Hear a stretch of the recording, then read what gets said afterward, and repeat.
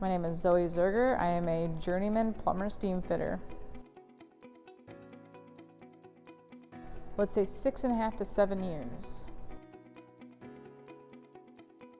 It started all the way back in high school. Of all things, I wanted to be a doctor, and it just wasn't panning out. I didn't want to go to school for that long. 9 years and 9 months, 9 months was definitely leaning my way. I started welding in high school because my dad welded in the Navy, so we're a lot alike, so I gave it a shot. I really liked it, so I went to college and furthered my welding. I went to Hobart Institute of Welding Technology, and after that, it was just a welding. It was like me wanting to be, doing welding and, be a welder.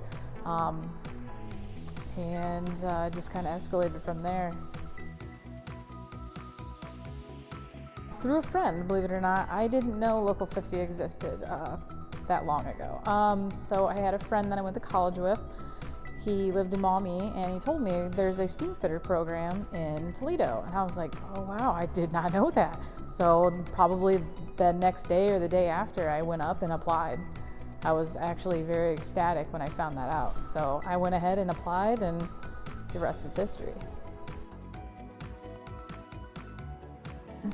I would definitely say, it's a full-time career. The pay, that was one of the biggest things, was the pay, the benefits. You don't find benefits as good as what we have very often. So I would definitely say the pay, the benefits, and just having a full-blown career. I do not. I'm a first generation. Before the apprenticeship, I was a welder fabricator at a heavy construction business. They made like excavator buckets and stuff. So before that, I did production welding. So it's always been very welding related. That was kind of my goal, to just stay kind of welding oriented. But I definitely wanted to always further myself. So I always wanted to be a steamfitter. I just didn't find the right opportunities at the right times. Yes, I did. I took about a $2 pay cut. It wasn't insane, but it was enough to bother you a little bit. But I definitely knew that in that career that there was going to be overtime, and I had the opportunity to work it, and there was going to be future raises. Try to keep my mind in the end game.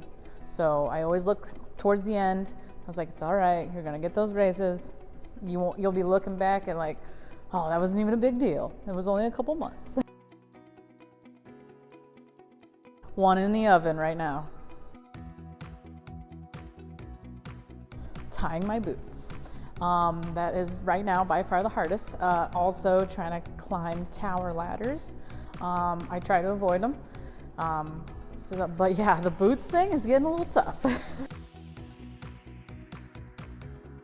I've been asked that a couple times, and my response is usually whenever he decides he's gonna tell me to stop. I'm gonna keep going until I can't. So he'll decide.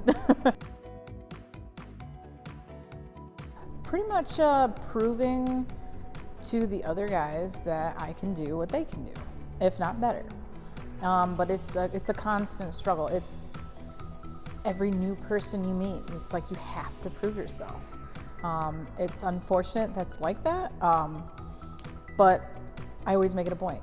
I'm going to prove that I can do this just as good, if not better, every single time. So I take pride in my work, make sure I'm very precise, and make sure it's right every time before I walk away. I have not. Yes, I have. I was a foreman recently, and I got promoted to a general foreman. And also, I was the jobs kind of got shuffled up, and now I'm a planner on the job site. Yes, at least 50% of the time. That would be at the Generations Tower. the Toledo Hospital. That was about 3 years ago. I would say there was about 20 other women in other trades there while I was there. In my opinion, I believe it goes down to how little girls are raised. I believe that there's too many things related to gender. So, you know, girls are taught that getting dirty, you shouldn't do that, ew, it's gross. Don't touch bugs because it's gross. You know, and that's just one of those things that we got to start getting rid of and teaching our young kids, because then they're not going to start chasing after the things that the boys can do. So, and that's what fortunately I got in my life. I played boys sports. You know, I made it, my parents made it to where I wasn't afraid to do the things the boys did. They made sure I was included. I have not actually had that happen to me. It's usually the opposite. They'll ask me when I topped out. I think it has a lot to do with how I carry myself on a job site and how much confidence I carry with myself. Absolutely. Absolutely, it's so annoying. I would say about 25% of the time, closer to probably 40% of the time, but I make it a point that I wear smaller gloves and you get X amount of time to get those gloves for me. I would say sometimes it could be a day, and I've been on a job where it took them 2 weeks. It was absolutely ridiculous, but it got to the point where I asked and asked and asked. I was very adamant every single day until I got them. No, I had never bought anything. I made sure I stood my ground and made sure they got me the appropriate PPE. It is the contractor's responsibility to provide all sizes for all the people. And I made sure that was the point, and I demanded the right PPE for me, and so everybody could stay safe, myself and others included. And it's important because when you wear loose-fitting gloves, it is very dangerous. I mean, if you work with moving parts, I mean, that glove comes off, you're either losing a digit, or you're carrying something, or you're doing something high up and you drop something because your gloves don't fit. It's a danger to yourself and others, and it's just not okay. All the time, and especially recently, because of the general foreman positions that I've obtained. It's almost like they don't want me there. They feel like that I don't deserve it somehow. And you know what? That's okay, because I can't control how other people see me. But yes, that does happen very often, and I hope that starts to change in the near future.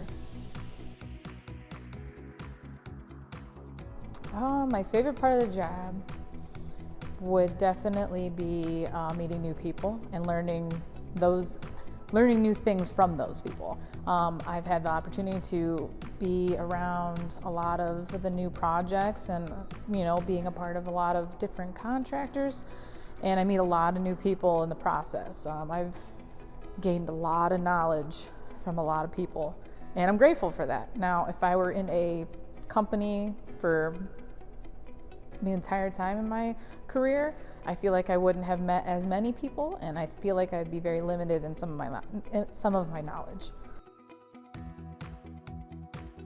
Least favorite part, I would definitely say different personalities. It's tough when there's multiple generations and different personalities. You have to adapt to those, and sometimes they clash very quickly, and trying to get out of a situation or try to help mend a situation based off of our personality differences, it can be tough. And I ran into it a few times. Sometimes I gotta work harder for that person, just for me to prove to them that I'm, good enough. And then you got other generations that look up to you. So it really just depends on the personality, and I think that's probably the biggest struggle, in my opinion.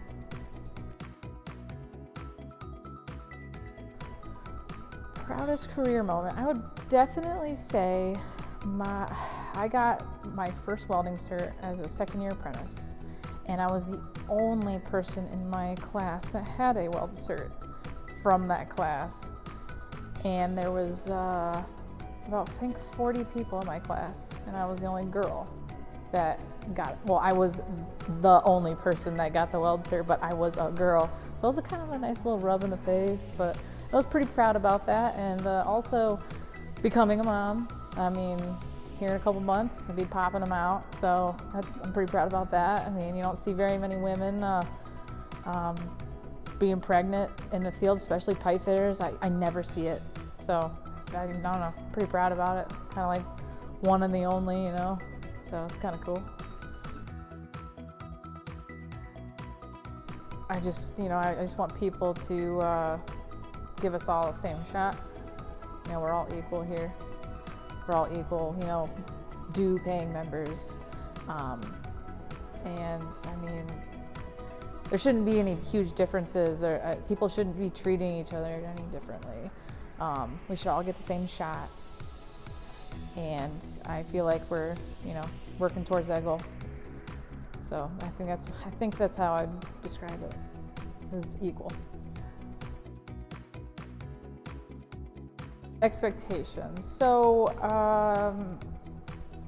I think that obviously men are expected to do a certain job, and I think the stereotype that float around women, those expectations are lower, especially when it comes to strength.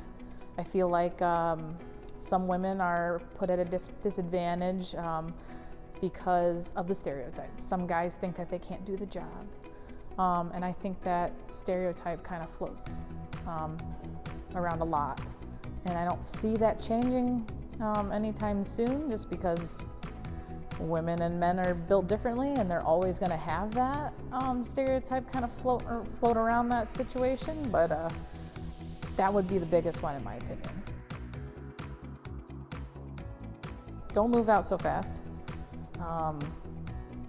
Moving out at 18 sounds cool, but it's really not. You struggle. So I would definitely stay at home, save my money.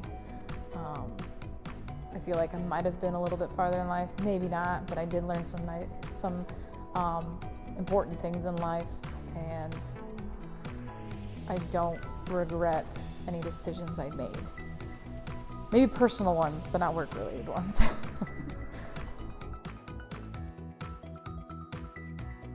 Goals in the future. To climb the ladder in my career is one goal. To be a good mom for when the little guy comes out. And I would like to build a house here in the future. That's a big goal of mine. And I mean, I'm only 30 years old, and I feel like I'm pretty close and on track to accomplish that goal. So those would be 3 of my main goals in life right now. I would say not hesitate. Give it a try. You don't know if you're gonna like it, and you don't know if you're gonna hate it. I mean, you might as well try it out. What's the worst that could happen? You not like it? Okay, well then don't do it. But you gotta try it. It's a great career. I mean, you make a lot of money. I mean, our benefits are amazing. I mean, not many people make $44 an hour and $75 on the package. Not many people retire with $1 million in their retirement. You don't hear about that very often.